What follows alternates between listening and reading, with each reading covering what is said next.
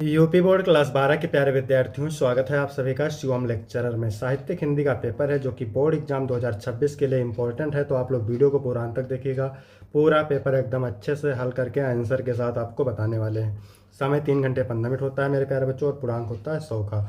यहाँ पर देख लीजिए निर्देश। प्रारंभ के 15 मिनट परीक्षार्थियों को प्रश्न पत्र पढ़ने के लिए निर्धारित है। इस प्रश्न पत्र में 2 खंड हैं। दोनों खंडों के सभी प्रश्नों के उत्तर देना अनिवार्य है। तो सभी लोग वीडियो को कर देंगे लाइक, चैनल पर नए होंगे चैनल को सब्सक्राइब कर देंगे, वीडियो को शेयर कर देंगे। चलिए वीडियो को शुरू करते हैं। सबसे पहले खंड का, इसमें प्रश्न नंबर 1 का है मेरे प्यारे बच्चों। अयोध्या सिंह उपाध्याय हरिओद की रचना है। कल्प वृक्ष, ठेठ हिंदी का ठाठ, माटी हो गई सोना, तट की खोज। तो अयोध्या सिंह उपाध्याय हरिओद की रचना है, ठेठ हिंदी का ठाठ, आपका दूसरा सही हो जाएगा। कल्प वृक्ष निबंध है वासुदेव शरण अग्रवाल का। माटी हो गई सोना कन्हैया लाल मिश्र प्रभाकर की रचना है। तट की खोज हरिशंकर प्रसाई की रचना है। दूसरा क्वेश्चन है, गुलाब राय की रचना मेरी असफलताएं की विधा है, यानी मेरी असफलताएं किस विधा की रचना है? उपन्यास, नाटक, निबंध, आत्मकथा। तो मेरी असफलताएं आत्मकथा विधा की रचना है। किसकी है मेरे प्यारे बच्चों? बाबू गुलाब राय की। यदि आपको इसका पीडीएफ चाहिए तो डिस्क्रिप्शन में टेलीग्राम की लिंक मिल जाएगी, वहां से टेलीग्राम ज्वाइन करेंगे, आपको पीडीएफ मिल जाएगी। अगला क्वेश्चन है, ब्राह्मण पत्रिका के संपादक हैं बालकृष्ण भट्ट, धर्मवीर भारती, कमलेश्वर प्रताप नारायण मिश्र। तो ब्राह्मण पत्रिका के संपादक हैं मेरे प्यारे बच्चों प्रताप नारायण मिश्र। हजारी प्रसाद द्विवेदी की रचना है चिंतामणि, पंच परमेश्वर, कुटज, चंद्रकांता। तो जो है कुटज हजारी प्रसाद द्विवेदी की रचना है, आपका तीसरा ऑप्शन सही हो जाएगा। चिंतामणि आचार्य रामचंद्र शुक्ल का निबंध है। पंच परमेश्वर मुंशी प्रेमचंद की कहानी है। चंद्रकांता उपन्यास है देवकी नंदन खत्री का। अगला क्वेश्चन है, कन्हैया लाल मिश्र प्रभाकर की रचना है विचार प्रवाह, 100 अजान एक सुजान, परख मेरे विचार। तो कन्हैया लाल मिश्र प्रभाकर की रचना है, कन्हैया लाल मिश्र प्रभाकर की रचना है। तो यहाँ पर देखिए आप, परख, परख जैनेन्द्र कुमार की रचना है। मेरे विचार प्रोफेसर जी सुंदर रेड्डी की रचना है। और 100 अजान एक सुजान बालकृष्ण भट्ट की रचना है। विचार प्रवाह मेरे प्यारे बच्चों हजारी प्रसाद द्विवेदी की रचना है, ठीक है, हजारी प्रसाद द्विवेदी की है। यहाँ पूछ रहा है कन्हैया लाल मिश्र प्रभाकर की रचना है, थोड़ा सा मिस प्रिंट है। तो कन्हैया लाल मिश्र प्रभाकर की रचना है जिंदगी मुस्कुराई, जिंदगी मुस्कुराई, ठीक है, इसको ध्यान रखना है। जिंदगी मुस्कुराई कन्हैया लाल मिश्र प्रभाकर की रचना है। अगला है प्रश्न नंबर 2 का हिंदी का प्रथम उपन्यास है गोदान, परीक्षा गुरु, पथ के साथी, कलम का सिपाही। तो हिंदी का प्रथम उपन्यास परीक्षा गुरु है। किसका है? लाला श्रीनिवास दास का, ठीक है। गोदान उपन्यास मुंशी प्रेमचंद का है। पथ के साथी ये संस्मरण विधा की रचना है। किसकी है मेरे प्यारे बच्चों? ये है महादेवी वर्मा की रचना। और कलम का सिपाही अमृत राय की जीवनी है। इसके बाद अगला क्वेश्चन है, हुंकार काव्य के रचयिता सुमित्रानंद पंत, सच्चिदानंद हीरानंद, वात्स्ययन अज्ञेय, रामधारी सिंह दिनकर, मुक्तिबोध। तो हुंकार काव्य के रचयिता है मेरे प्यारे बच्चों कौन? हुंकार के हैं रामधारी सिंह दिनकर। प्रयोगवादी काव्यधारा के प्रमुख कवि हैं केदारनाथ अग्रवाल, त्रिलोचन, शमशेर बहादुर, नागार्जुन। तो प्रयोगवादी काव्यधारा के प्रमुख कवि हैं शमशेर बहादुर सिंह। और कौन कौन से कवि हैं प्रयोगवादी कवि के? तो शमशेर बहादुर सिंह के अलावा और सच्चिदानंद हीरानंद, वात्स्ययन अज्ञेय हैं प्रयोगवादी काव्यधारा के कवि। गिरजा कुमार माथुर हैं, ठीक है, प्रभाकर माचवे हैं, रघुवीर सहाय हैं, नरेश मेहता हैं। और ये केदारनाथ अग्रवाल, त्रिलोचन और नागार्जुन, ये तीनों जो है प्रगतिवाद के कवि हैं, ठीक है, प्रगतिवाद काव्यधारा के कवि हैं, इसको ध्यान रखना है। इसके बाद अगला क्वेश्चन है, तीसरा सप्तक का प्रकाशन। तो तार सप्तक का प्रकाशन वर्ष हुआ था 1943 में, और दूसरा सप्तक का प्रकाशन हुआ था 1951 में, और तीसरा तार सप्तक का हुआ था 1959 में, 1959 में। तो आपका ये वाला सही हो जाएगा, पहला ऑप्शन। इसके बाद है, पल्लव से अवतरित कविता परिवर्तन के रचयिता हैं सुमित्रानंदन पंत हैं, ठीक है। इसके बाद प्रश्न नंबर 3 है। प्रश्न नंबर 3 क्या कह रहा है? दिए गए गद्यांश पर आधारित निम्नलिखित प्रश्नों के उत्तर दीजिए। तो यहाँ पर ये 10 अंक का होता है। गद्यांश के नीचे 5 प्रश्न रहते हैं 2-2 अंक के। तो किसी भी गद्यांश को हल करने से पहले सबसे पहले गद्यांश को पढ़ते हैं, फिर आपको हम अभी ट्रिक भी बताएंगे। तो सबसे पहले मेरे प्यारे बच्चों इसको पढ़ते हैं। राष्ट्र का तीसरा अंग जन की संस्कृति है। मनुष्य ने युगों युगों में जिस सभ्यता का निर्माण किया है वही उसके जीवन की श्वास प्रश्वास है। बिना संस्कृति के जन की कल्पना कमबंध मात्र है। संस्कृत ही जन का मस्तिष्क है। संस्कृत के विकास और अभ्युदय मतलब उन्नति के द्वारा ही राष्ट्र की वृद्धि संभव है। राष्ट्र के समग्र रूप में भूमि और जन के साथ साथ जन की संस्कृति का महत्वपूर्ण स्थान है। यदि भूमि और जन अपनी संस्कृति से विरहित कर दिए जाएं तो राष्ट्र का लोप समझना चाहिए। जीवन के बिटप को पुष्प संस्कृति है। संस्कृत के सौंदर्य और सौरभ में ही राष्ट्रीय जन के जीवन का सौंदर्य और यश अंतर्निहित है। ज्ञान और कर्म दोनों के पारस्परिक प्रकाश की संज्ञा संस्कृति है। ठीक है मेरे प्यारे बच्चों, तो जहाँ पर आपको राष्ट्र शब्द दिख जाए, जन शब्द दिख जाए, ठीक है, संस्कृति शब्द दिख जाए, पृथ्वी शब्द दिख जाए, धरती शब्द दिख जाए, माता शब्द दिख जाए, भूमि शब्द दिख जाए, तो वहाँ पर आप समझिएगा राष्ट्र का स्वरूप चैप्टर का नाम है और इसके लेखक वासुदेव शरण अग्रवाल है। तो हर बार पहला क्वेश्चन यही रहता है, प्रस्तुत गद्यांश के पाठ और लेखक का नाम। तो गद्यांश के पाठ का नाम है मेरे प्यारे बच्चों राष्ट्र का स्वरूप, मैंने ट्रिक बता दिया है, और गद्यांश के लेखक का नाम वासुदेव शरण अग्रवाल। ठीक है, इसके लिए आपको 2 अंक मिलते हैं।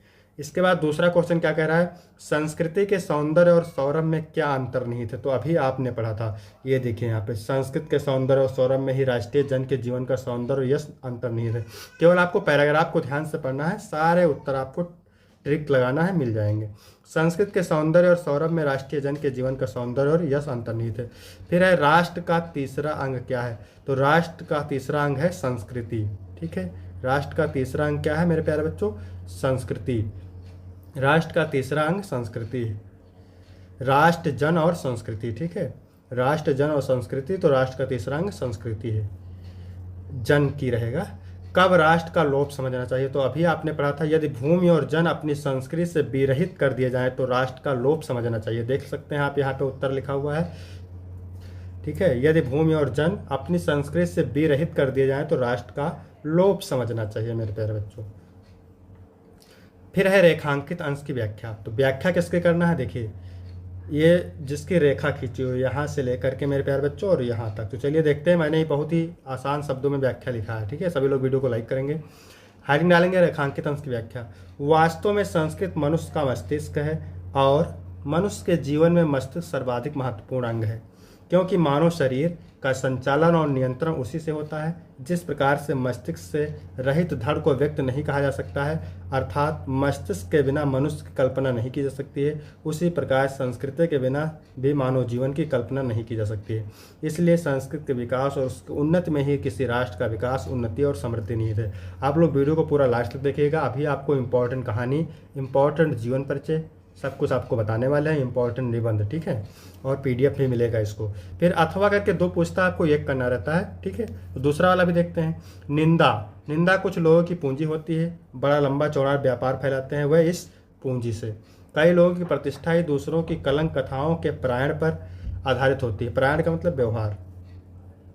बड़े रस विभोर होकर वे जिस तिस को सत्य कल्पित कलंक कथा सुनाते हैं और स्वयं को पूर्ण संत समझने समझाने की तुष्टि का अनुभव करते हैं। देखिए यहाँ पर, जहाँ पर निंदा की बात हो, निंदा की बात हो और निंदा शब्द आ जाए, ठीक है, निंदा कुछ लोगों की पूंजी होती है, निंदा की बात हो और निंदा शब्द आ जाए तो वहाँ पर आप समझिएगा मेरे प्यारे बच्चों, ये निंदा रस पाठ का नाम है और हरिशंकर प्रसाई इसके लेखक है। थोड़ा सा उल्टा लिख गया है। ठीक है, प्रस्तुत गद्यांश के लेखक और पाठ का नाम, तो पाठ का नाम निंदा रस है और लेखक का नाम है हरिशंकर प्रसाई। तो इसके लिए आपको 2 अंक मिलेगा, इसको ध्यान रखना है। निंदा शब्द को ध्यान रखना है, निंदा की बात हो। ठीक है, फिर है रेखांकित अंश की व्याख्या।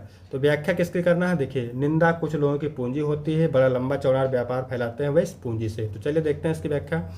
कुछ लोग निंदा को इस प्रकार महत्व देते हैं जैसे व्यापारी अपनी पूंजी को महत्व देता है। यानी कुछ लोग निंदा को इस प्रकार महत्व देते हैं, जो निंदित व्यक्ति होते हैं, ईर्ष्यालु व्यक्ति होते हैं, वह निंदा को इस प्रकार महत्व देते हैं जैसे व्यापारी अपनी पूंजी को महत्व देता है। वह निंदा को अपनी पूंजी समझते हुए व्यापार बढ़ाने में लगे रहते हैं, जबकि इससे कोई लाभ होने वाला नहीं है। निंदा किसकी पूंजी होती है, निंदा कुछ लोगों की पूंजी की तरह होती है, निंदा कुछ लोगों की पूंजी की तरह होती है। फिर है सत्य कल्पित कलंक कथा का अर्थ स्पष्ट कीजिए। तो सत्य कल्पित कलंक कथा का अर्थ सच्ची काल्पनिक कलंकपूर्ण घटना, यानी सत्य कल्पित मतलब सच्ची काल्पनिक कलंकपूर्ण घटना। ठीक है, कलंक कथा का मतलब कलंकपूर्ण घटना, ऐसी कथा जिसकी केवल कल्पना की गई हो। प्रत्येक व्यक्ति की अधिक से अधिक सभी जगह निंदा करना है, उसके जीवन का प्रमुख लक्ष्य होता है, उनकी अवधारणा होती है कि वह जितनी अधिक निंदा करेंगे उतना ही लाभ उनको प्राप्त होगा। कुछ लोगों की प्रतिष्ठा का आधार क्या होता है? तो कुछ लोगों की प्रतिष्ठा का आधार केवल निंदा होता है। कुछ लोगों की प्रतिष्ठा का आधार केवल निंदा होता है। चौथा नंबर है, दिए गए पद्यांश पर आधारित निम्नलिखित प्रश्नों के उत्तर दीजिए। भी मेरे प्यारे बच्चों 10 अंक का होता है। पद्यांश के नीचे 5 प्रश्न होते हैं, आपको पद्यांश को पढ़ करके उत्तर देना रहता है। तो मेरे प्यारे नौ जलद से कंज से नेत्र वाले, यानी मेरे प्यारे श्री कृष्ण, नौ जलद मतलब नवीन बादल के समान, कंज से कमल के समान, नेत्र वाले यानी नवीन बादल के समान और कमल के समान नेत्र वाले मेरे प्यारे श्री कृष्ण, जाके आए ना मधुबन से ओ ना भेजा संदेशा, यानी मथुरा जाने के बाद वहाँ से न वापस आए और ना ही मेरे लिए कोई संदेश भेजा। ये बात कौन कह रहा है? राधा कह रही है पवन से। मैं रो रो के प्रिय बिरह से बावली हो रही, राधा कहती कि मैं अपने प्रियतम के वियोग में रो रो करके पागल हो गई हूँ। जाके सब दुख कथा तू श्याम को सुना दे, जा करके तुम मेरी सारे दुख भरी कहानी श्री कृष्ण को सुना देना। तो ये पवन दूत का चैप्टर से लिया गया है। अयोध्या सिंह उपाध्याय हरिओद इसके कवि हैं।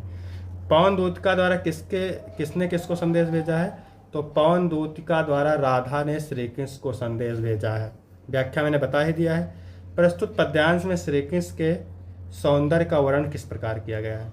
तो प्रस्तुत पद्यांश में राधा के अनुसार श्री कृष्ण के नेत्र नवीन बादलों के समान पनीले मनोहारी हैं। ठीक है, राधा का प्रेम उनके प्राण प्रिय श्री कृष्ण के वियोग में व्याकुल है। प्रस्तुत पद्यांश में प्रयुक्त रस था उसका स्थायी भाव लिखिए। तो श्रृंगार रस है, स्थायी भाव क्या है? रति है। ठीक है, फिर इसमें भी 2 कर अथवा करके पूछता है, एक करना रहता है आपको। मैं नीर भरी दुख की बदले स्पंदन में चिर निस्पंदन बसा, क्रंदन में आहत विश्व हंसा, नयनों में दीपक से जलते, पलकों में निर्झरणी मछली। तो यहाँ पर देखिए ये गीत से लिया गया है और कवयित्री महादेवी वर्मा है। ठीक है, रेखांकित अंश की व्याख्या पूछ रहा है, तो व्याख्या करना है मैं नीर भरी दुख की बदली। तो चलिए व्याख्या देखते हैं इसकी। कवयित्री महादेवी वर्मा का कहना है कि मैं नीर भरी दुख की बदली हूँ, अर्थात मेरा जीवन दुख की बदलियों से घिरा हुआ है।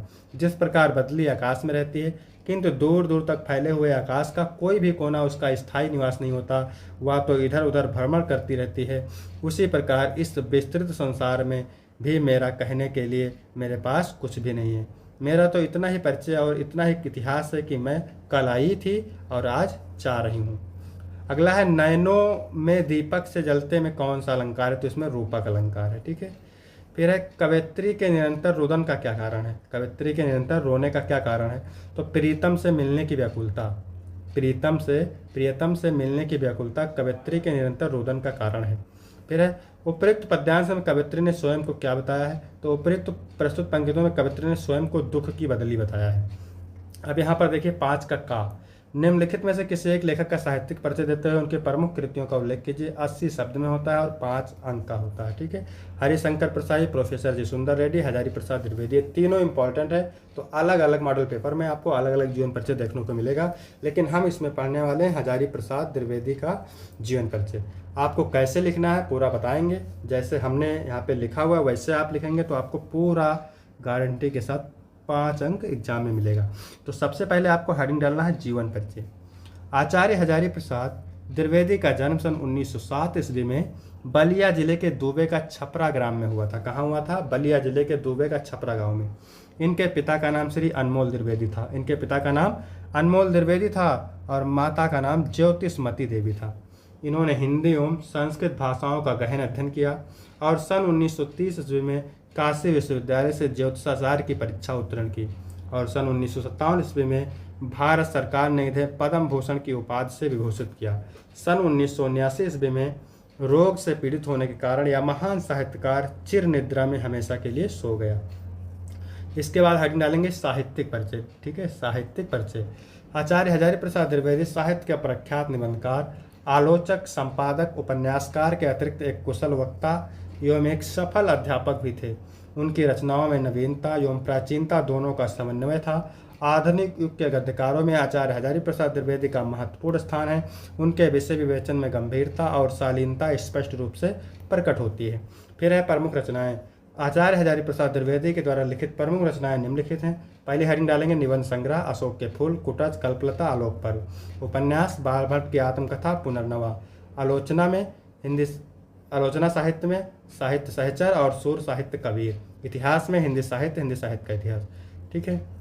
फिर है खा नंबर, निम्नलिखित में से किसी एक कवि का साहित्यिक परिचय देते हुए उनके प्रमुख प्रमुख कृतियों का उल्लेख कीजिए। 80 शब्द में लिखना है और 5 अंक का होता है।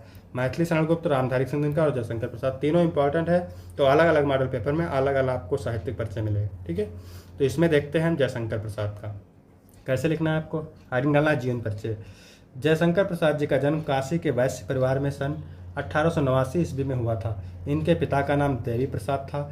इनके बचपन में ही पिता की मृत्यु हो जाने के बाद इनकी प्रारंभिक शिक्षा घर पर हुई थी। घर पर ही इन्होंने हिंदी, संस्कृत, उर्दू, फारसी आदि भाषाओं का गहन अध्ययन किया। इनकी आर्थिक स्थिति बहुत खराब थी। क्षय रोग से पीड़ित होने के कारण सन 1937 ईस्वी में अल्पायु में ही इस महान साहित्यकार का स्वर्गवास हो गया। फिर हेडिंग डालेंगे साहित्यिक परिचय। जयशंकर प्रसाद जी छायावाद के प्रवर्तक थे।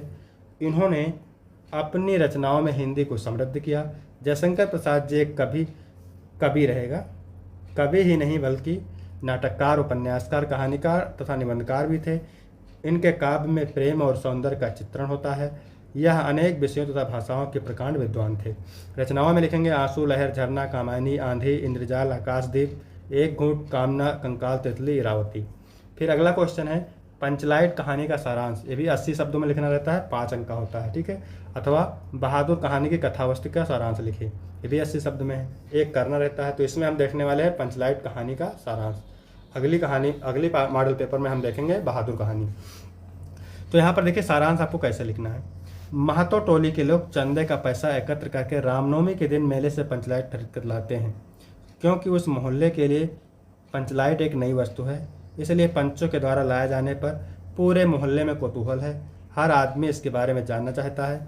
जब उसे लाया जाता है तो पूजन की व्यवस्था की जाती है, कीर्तनकार आते हैं, औरतें भी हमारे खुशी के गीत गाने लगती हैं, लेकिन उसे जलाना कोई नहीं जानता है, इसलिए सब दुखी हो जाते हैं। दूसरी पंचायत के द्वारा उनकी हंसी भी उड़ाई जाती है। मुनरी जब यह देखती है कि कोई उसे जला नहीं पा रहा है तो वह अपनी सहेली कनेली के माध्यम से गोधन के नाम का प्रस्ताव रखती है, किंतु गोधन को पंचायत द्वारा निकाल दिया गया है क्योंकि वह मुनरी के घर के पास आकर फिल्मी गाना गाता था। फिर भी समस्या को ध्यान में रखकर छड़ीदार उसे बुलाने जाते हैं, लेकिन वह नहीं आते हैं। दूसरी बार गुल्ली काकी उसे बुलाने जाती है तो वह आ जाता है। उसके आने पर सभी के चेहरे खिल जाते हैं, सब प्रसन्न हो जाते हैं। वह इसलिए कि पंचलाइट अब जल जाएगा। गोधन आकर कहता है कि ठीक है, हम इसे जला देंगे, लेकिन थोड़ी सी स्प्रिट दे दो। इस पंचायत में स्प्रिट है नहीं। मुनरी गरी का तेल ला कर देती है और गोधन पंचलाइट जला देता है। सब लोग प्रसन्न हो जाते हैं, जिनके कारण पंचायत द्वारा उसके समस्त गुनाह माफ कर दिए जाते हैं। उससे कहा जाता है कि अब तुम फिल्मी गाना गा सकते हो। पंचायत के सभी लोग अति प्रसन्न हो जाते हैं। फिर 7 नंबर है स्वपठित खंडकाव्य के आधार पर किसी एक खंड के एक प्रश्न का उत्तर दीजिए, 80 शब्द में और 5 अंक का। ठीक है। तो ये अलग अलग जिले के लिए अलग अलग खंडकाव्य होता है, तो इसको आप तैयार करेंगे। फिर है खंड खा। खंड खा में 8 का नंबर है निम्नलिखित संस्कृत गद्यांशों में से किसी एक का संदर्भ से हिंदी में बात कीजिए। 7 अंक का होता है मेरे प्यारे बच्चों। ठीक है। 2 पैराग्राफ पूछे जाते हैं, आपको अथवा करके एक करना रहता है। 5 अंक के लिए अनुवाद के मिलेंगे और 2 अंक संदर्भ के मिलेंगे, पूरे 7 अंक मिलेंगे। चलिए इसको पढ़ लेते हैं। दूसरा चैप्टर है संस्कृत साहित्यम सरसम व्याकरण च सुनिश्चितम। संस्कृत का साहित्य सरस और व्याकरण सुनिश्चित है। संस्कृत का साहित्य सरस और व्याकरण सुनिश्चित है। कस्य माने इसके, गद्य पद्य च इसके गद्य और पद्य में, लालित्यम माने लालित्य, भाव माने भावों को, बोध माने समझने की, सामर्थ्य माने शक्ति, अद्वितीय है। श्रुति माधुर्य चावर्त्य और सुनने की मधुरता है। यानी उसके गद्य और पद्य में लालित भावों को समझने की शक्ति और सुनने की अद्वितीय मधुरता है। किम बहुना, अधिक क्या कहना। चरित्र, यहाँ रहेगा चरित्र, चरित्र निर्माणार्थ यादर्शी सत्य प्रेरणा संस्कृत वांग्मयम ददाति। यानी अधिक क्या कहना, चरित्र के निर्माण में जैसी सत्य प्रेरणा संस्कृत साहित्य ददाति मान देता है, ना तादर्शीम किंच दन्यत, वैसी प्रेरणा कोई भी साहित्य नहीं देता है। मूलभूतानाम, मूलभूत, मानवीय गुणानाम, मानवीय गुणों की, यादर्शी माने जैसे, विवेचना माने विवेचना, संस्कृत साहित्य वर्तते, संस्कृत साहित्य में है, ना यत्र तादर्शी, वैसी विवेचना किसी भी साहित्य में नहीं है। संदर्भ लिखना है। प्रस्तुत गद्यांश हमारी पाठ्यपुस्तक संस्कृत दिग्दर्शिका के संस्कृत भाषा महत्तम नामक पाठ से अवतरित है। यहाँ पे आप देख सकते हैं अनुवाद। फिर अथवा करके दिया हुआ है। महामना विद्वान वक्ता धार्मिक नेता पटु पत्रकार आसीत। यानी महामना मदन मोहन मालवीय, विद्वान वक्ता, ठीक है, धार्मिको नेता यानी धार्मिक नेता, और पट माने कुशल या चतुर, पत्रकार आसीत माने थे। महामना विद्वान वक्ता, धार्मिक नेता और कुशल पत्रकार थे। परमस्य सर्वोच्च गुणा जन सेवयो आसीत। यानी उनका सर्वोच्च गुण लोगों की सेवा ही था, ठीक है, यानी किंतु जनसेवा ही इनका सर्वोच्च गुण था। परम माने किंतु, जन सेवयो माने जन सेवा यानी लोगों की सेवा ही उनका सर्वोच्च गुण माने सर्वोच्च गुण आसीत माने था। यत्र कुत्रापि, ये जहाँ कहीं भी, अयम माने ये, यत्र माने जहाँ, कुत्राप माने कहीं भी, जनान माने लोगों को, दुखितान माने दुखी, पीड़े माने पीड़ित, पश्चात माने देखते थे। ये जहाँ कहीं भी लोगों को दुखी और पीड़ित देखते थे, तत्र एव वहीं, सा माने वह, शीघ्र में माने शीघ्र ही, उपस्थिता माने उपस्थित होकर के, सर्वविधम माने सभी प्रकार से, सहायता आक्रोश सहायता करते थे। वह वहाँ शीघ्र ही उपस्थित होकर के सभी प्रकार से सहायता करते थे। प्राणी सेवा अस्य स्वभाव अवासित, यानी प्राणियों की सेवा उनका स्वभाव था। संदर्भ लिखेंगे, प्रस्तुत गद्यांश हमारी पाठ्यपुस्तक संस्कृत दशका के महामना मालवीय पाठ से अवतरित है। इसके बाद ये भी 7 नंबर का होता है। खा नंबर, निम्नलिखित संस्कृत श्लोकों में से किसी एक का श्लोक का संदर्भ सहित हिंदी में बात कीजिए, ठीक है। कितने अंक का होता है? 7 अंक का। जल बिंदु निपातेन करमसा पूर्यते घटा, यानी जल की बिंदु माने बूंद, निपातेन माने गिरने से, करमसा माने करमसा, पूर्यते घटा घड़ा भर जाता है। जल की बूंद गिरने से करमसा घड़ा भर जाता है। सर्व विधाना माने सभी विधानों में, धर्म का और धन का यही कारण है, ठीक है। संदर्भ लिखेंगे, प्रस्तुत श्लोक हमारी पाठ्यपुस्तक संस्कृत दिवदर्शिका के सुभाषित रत्नार नामक पाठ से अवतरित है। फिर अथवा करके देखेंगे, ये जातक कथा से लिया गया। कहाँ से लिया गया है? जातक कथा से लिया गया है। ना मैं रोचते भद्रम वह उल्लूकस्य विशेषणम, ठीक है। तुम्हारा उल्लू का राज्याभिषेक मुझे अच्छा नहीं लगता। उल्लूकस्य विशेषणम मतलब उल्लू का राज्याभिषेक। ना मैं रोचते मुझे अच्छा नहीं लगता। तुम्हारा उल्लू का राज्याभिषेक मुझे अच्छा नहीं लगता। अक्रोधस्य मुख्यम पसम, इस क्रोधहीन का मुख देखो। कथम क्रुद्धो भविष्यत्, क्रोध करने पर यह कैसा होगा, ठीक है। 9 नंबर में है, निम्नलिखित में से किन्हीं 2 प्रश्नों के उत्तर दीजिए। 4 अंक का पूछता है, 2 प्रश्न करने रहते हैं, 4 प्रश्न दिए रहते हैं, ठीक है। संस्कृत से गौरवम दृष्टवा दंडना किम उक्तम, दंडिना उक्तम संस्कृत नाम देवी वाग वाक्यंता महर्षि। केन अमृतस्य आशा नास्ति, वित्तेन अमृतस्य आशा नास्ति। वर्षा काले नगेंद्रा कीर्षा भवन्ति, वर्षा काले नगेंद्रा रम्या भवन्ति। अब यहाँ पर देखिए 10 का खा और गा में रस अलंकार छंद पूछता है, 2-2 अंक यानी 6 अंक का, ठीक है। तो इसका आपको अलग से वीडियो आपको मिल जाएगा, इंपॉर्टेंट रस अलंकार छंद का। फिर है 11 नंबर, निम्नलिखित में से किसी एक विषय पर निबंध, साहित्य और समाज, प्रदूषण की समस्या और समाधान, आतंकवाद मानवता के विकास में बाधक है, विज्ञान वरदान या अभिशाप। 9 नंबर का पूछता है। फिर है 12 का पहला, नयनम का संधि विच्छेद। तो नयनम का संधि विच्छेद ने प्लस अनम होता है। कलाविव का संधि विच्छेद कलो प्लस यू होता है।